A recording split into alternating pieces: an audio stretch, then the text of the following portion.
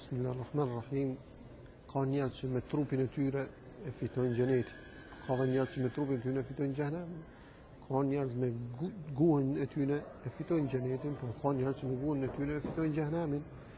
Ka njerëz që me parën e tyre e fitojnë xhenetin, por ka dhe njerëz që me parë e blejnë xhenemin.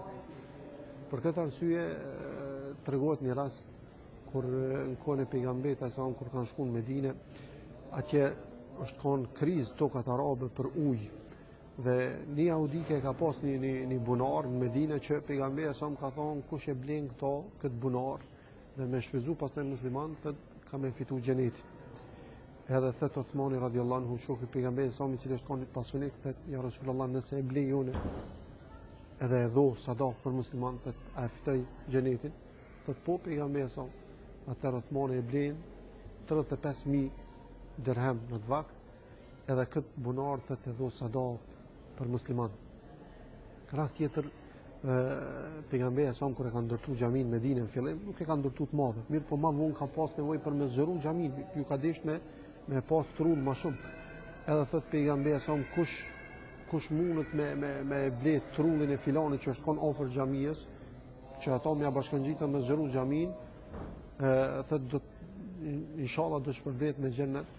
Thët Uthmani radiallahu anhu, unë e dërguar në Allah, unë e blej. Atë shkon e blej në Uthmani edhe, ja e pejgamberi sa këtë trull, thët edhe shtin e bën e pjesë xhamisë. Për këtë arsye, shokët e pejgamberit alayhis salam, po dhe muslimanët e sinqert, çdo rast, çdo mundësi që ju jepet me fitu xhenetin, nuk e lëshojnë. Qoftë me trup, qoftë me mendje, qoftë me zemër, gjithmonë munohen që përmes asaj me fitu kënaqësinë e Allahut xhaleshanu.